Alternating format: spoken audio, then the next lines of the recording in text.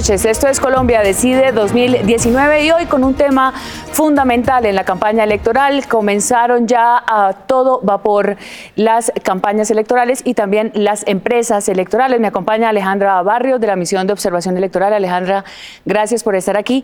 Vamos a hablar de financiación de campañas, vamos a hablar del dinero que está recorriendo todas las candidaturas, más de 117,000 candidatos que hay inscritos en todo el país. Veamos lo que pasó en el 2015, que es el ejemplo más reciente que tenemos de la financiación de las campañas.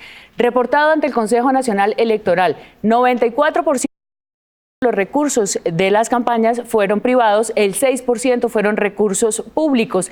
En total, las campañas a la alcaldía en el 2015 se gastaron 207,000 millones de pesos, o por lo menos eso fue lo que reportaron.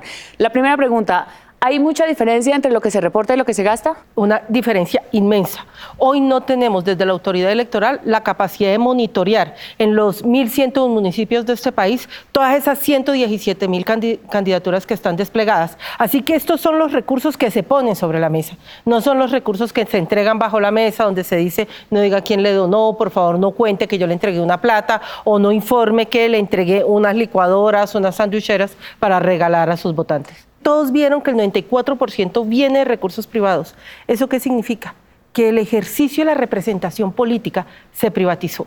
Si yo no tengo los recursos, no tengo los amigos o mi familia no está involucrada, entendiendo que esto es una empresa familiar, no tengo muchas posibilidades de competir de manera exitosa en los procesos de elecciones locales. Hay una nueva terminología, es tan interesante este tema que ya no se habla de aportantes o de donantes a las campañas, sino se habla de inversionistas, es decir, van haciendo inversiones para recoger después. ¿Cómo recogerán después? Déjeme, yo le muestro lo del 2015 que me parece que es importante. De un total de 17.893.272 votos, las campañas recibieron en reposición 32,000 porque pagaron a 1.815 el voto. ¿Y cuánta plata queda faltando de los gastos que vimos anteriores? 176,000 millones de pesos. ¿Quiénes perdieron ese dinero? ¿Se quedan de manos cruzadas o se los cobran las alcaldías y a las gobernaciones? Todos sabemos que en política no se pierde.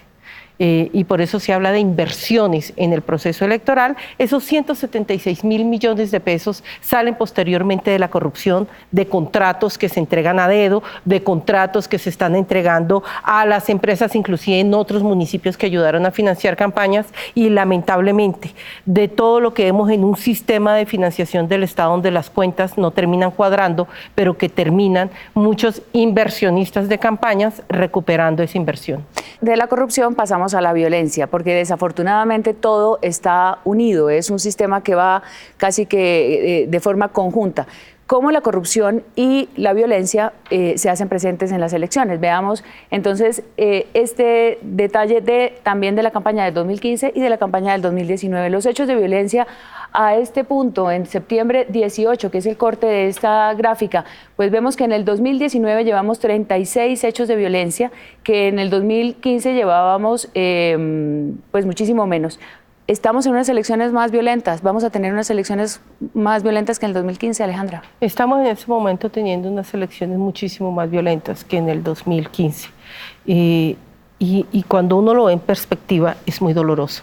La promesa que se tenía era un país que después de un proceso de paz iba a tener la capacidad de tener institucionalidad en todos los municipios del país, de manera particular en 170 priorizados a través de unos programas de desarrollo territorial que era donde estaban los mayores niveles de violencia, presencia de grupos armados ilegales, economías ilegales. Y lo que hoy estamos viendo es que precisamente esos hechos de violencia nos están ocurriendo en esos espacios que fueron dejados por la guerrilla de las FARC, donde no alcanzó a llegar el Estado y donde los líderes sociales, comunales y políticos irrumpen en la representación ciudadana, y hoy lo que tenemos es la incapacidad de un diálogo y de un debate, sino nuevamente elecciones pasadas o liderazgos pasadas por acciones violentas. Se habla mucho de la presencia de los cultivos ilícitos y de los territorios donde más hay este fenómeno, donde más se produce este fenómeno en el país. Veamos el país que tiene los cultivos ilícitos y si este mapa coincide con la mayor actuación de grupos ilegales que puedan estar afectando la democracia.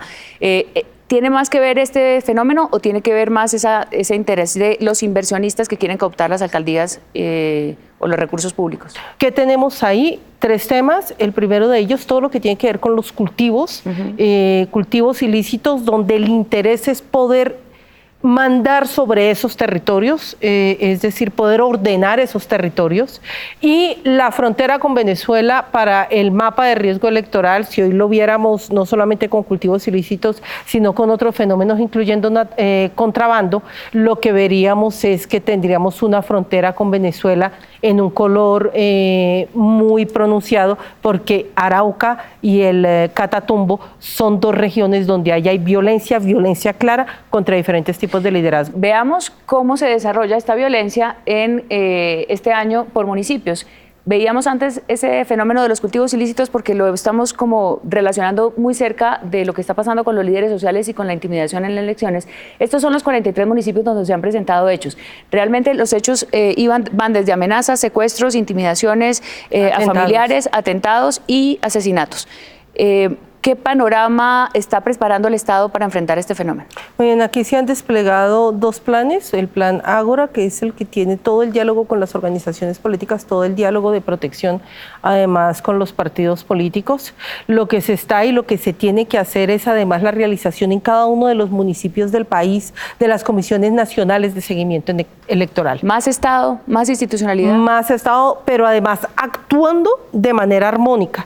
Lo que teníamos eran demasiadas instituciones o muchas instituciones actuando con muchísima fuerza, pero de manera desarticulada. ¿Cómo fortalecer la democracia que se ve realmente tan débil y tan golpeada con este panorama? Municipio en el que se deje de hacer elecciones es municipio que se le está entregando a la ilegalidad y municipio que se le está entregando a la violencia. Y los ciudadanos tenemos el compromiso de salir a votar porque nuestro voto indica que no tenemos miedo, que estamos comprometidos con nuestro derecho a votar de manera libre y que no es a través de las armas que nos van a decir por quién tenemos que votar. Estas elecciones del 27 de octubre recaen en ustedes que hacen el voto y en todos los colombianos que tenemos que fortalecer nuestra democracia. Buenas noches, Alejandra, gracias. A ti muchísimas gracias.